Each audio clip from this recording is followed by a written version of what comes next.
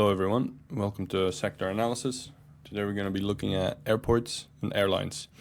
We're going to be doing a deep dive into each of the sectors, how they differ, and I think it's the way that gets represented in the share price of each of the companies is very interesting. So starting from share prices themselves, I've been looking around a bit and generally see airport PE ratios seem to be noticeably higher than those of airlines. So here you see an average of 20, 25, up to 30 for some of them, and for different types of airports. Then when you look at airlines, we see most of them hovering around the 10s, some 7s, even some 3s here and there. So that seems to be that there's quite a structural difference between the two. And even though airlines are the well-known brands, the stuff that everybody knows, for some reason they seem to command a lower PE ratio than airports. So that's what I'm going to be talking about today.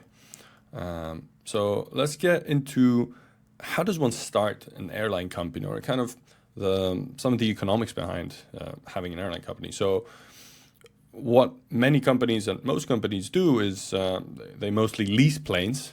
The big ones like lease half of them and then maybe own the other half of them. But especially smaller starting airline companies will usually just lease. And here we see like a small jet. It can be somewhere around $500,000 per month. It's a lot of money, but no, maybe not for them. And then for big ones, you can go up to 1 million. And another interesting factor is that, of course, these are the brand new prices. If you get slightly older airplanes, even after 5 to 10 years, you've probably fallen to around half the price, half the lease price of the aircraft. Reasons could be rising maintenance cost, insurance risk premium for flying an older plane, and then decreased fuel efficiency. Because fuel is a big part of expenses, usually around 20 to 25%, depending, of course, on the company. So fuel efficiency is very important there.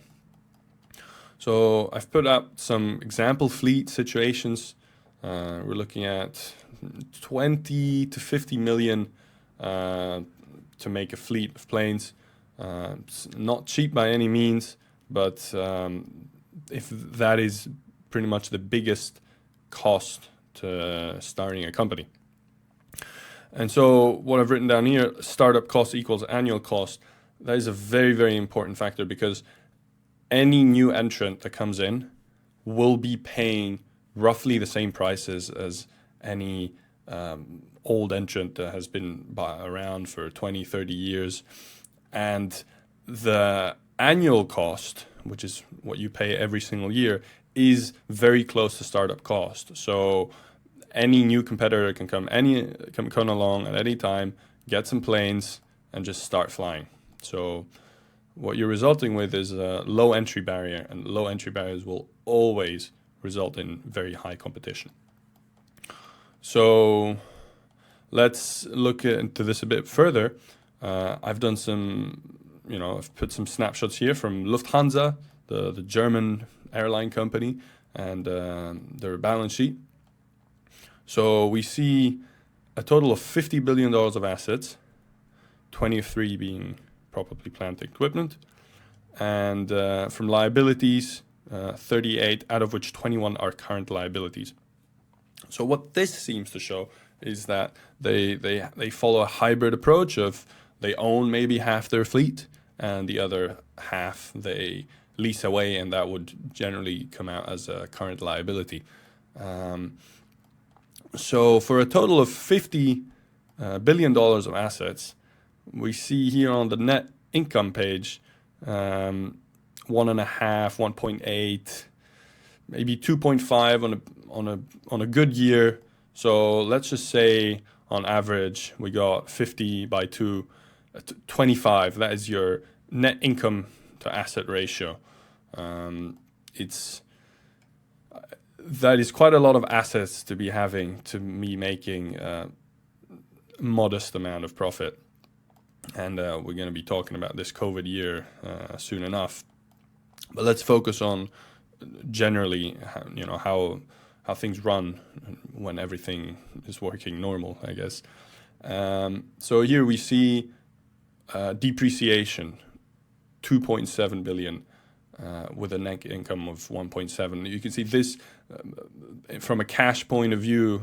Most of it is depreciation, and then of course that depreciation one needs to take care of by further investing into whatever infrastructure you have. So, whatever 1.5 billion was made, if you look at the free cash flow, which is this minus that, you're left with around 900 million, which is not that much. And if you put in another 500 million of debt repayment, mostly debt that was accrued during COVID times, you're not left with much. You're left with a $400 million dividend, which is it's all right. It's better than zero, but it's not that bad. So keep in mind, not all airline financials are so clean. Lufthansa actually seems to be quite modest. They generally happen to have some cash on hand in case anything happens, especially after the COVID crisis here. They seem to be a bit more careful, but you don't always see that in every single company. Some of them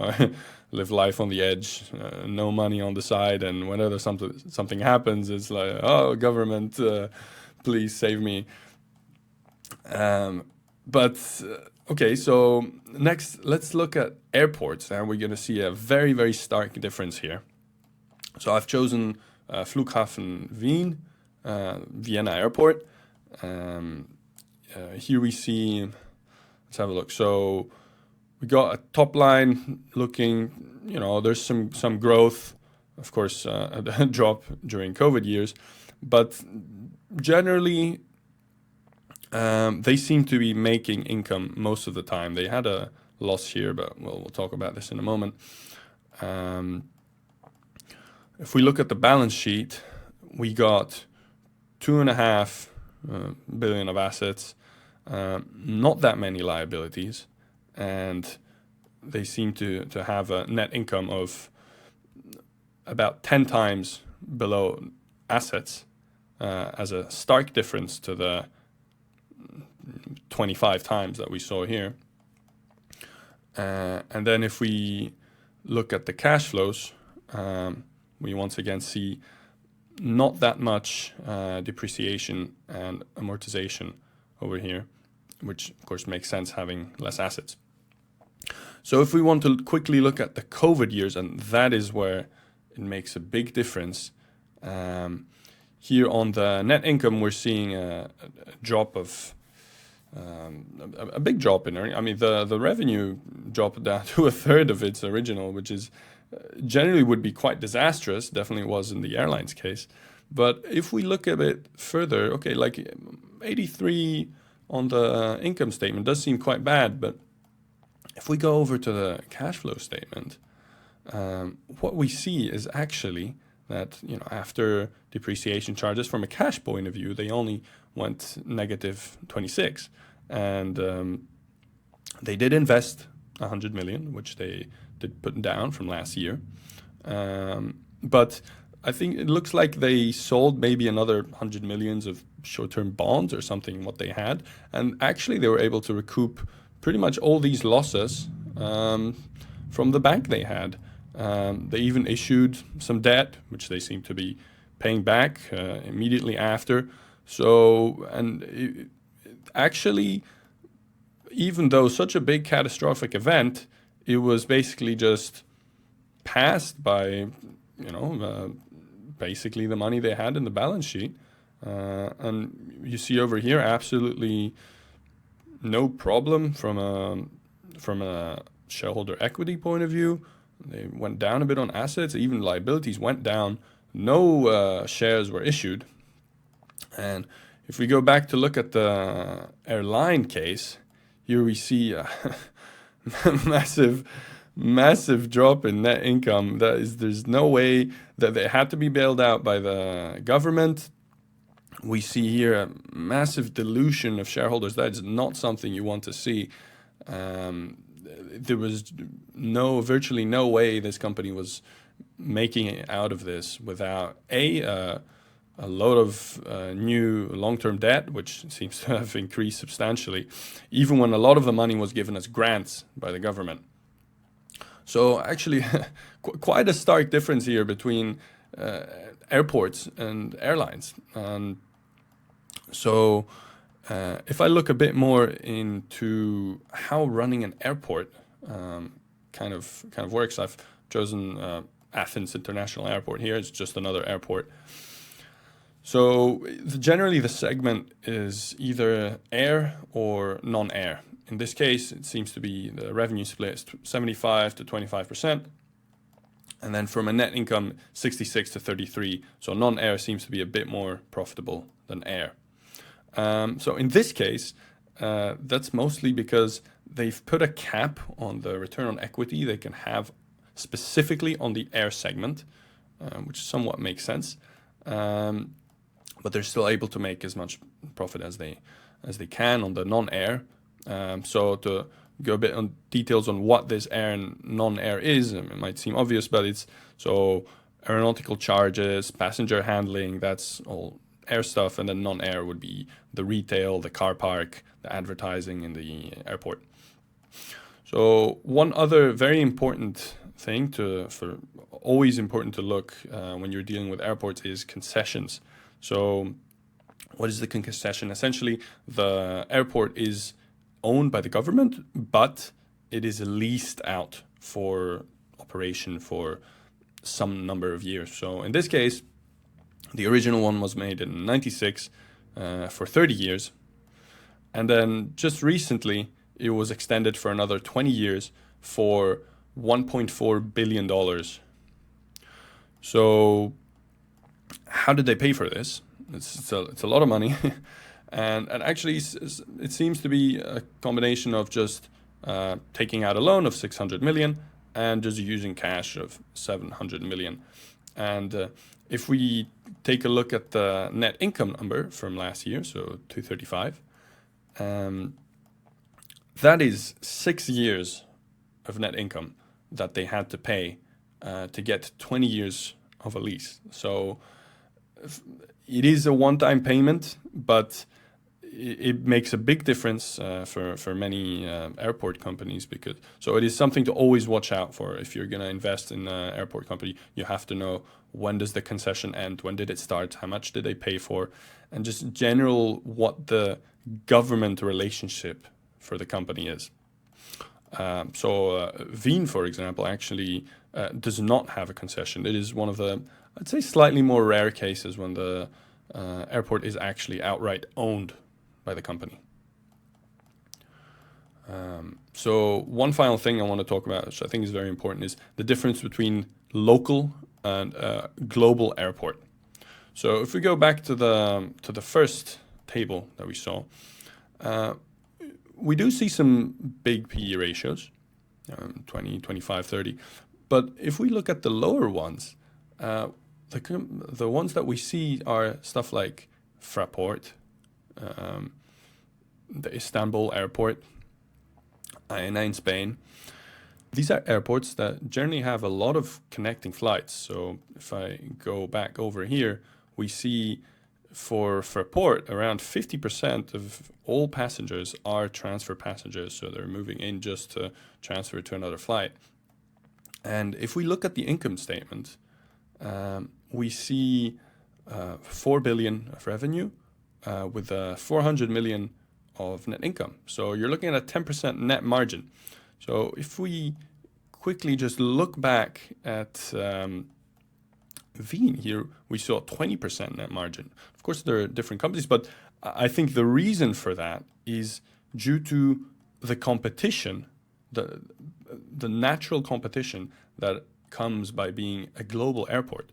So if we look at some competitors here, so you got the airport in Qatar, Istanbul, very well known, Dubai, even London a bit. But these are all airports that focus mostly on transferring people in and out. And because if me looking to go to a location, I will just choose the one that's the cheapest, actually this is a very competitive environment for airports. So that's why you generally see a drop in net margin, and there is a constant competition between these airports to basically to fight for planes and fight for customers. So I would generally be a bit more careful around them and understand why there is generally a lower PE. So just to close off on what we looked at today. So airlines look like value, but are fundamentally high risk. Airports look expensive, but are high margin, high moat companies. Most airports follow similar economics, but differ in relations with the government. This government thing is very important to keep in mind. Every single airport is going to have a slightly different relationship. And while the economics are generally always the same, the way they make money, the way the deal they have with the government is always going to be a bit different. So very, very important to keep in mind. And then finally, hub airports compete with each other. Local airports are the monopolies that we are looking for. Amazing. Thank you if you enjoyed today's sector analysis. Hope to see you soon.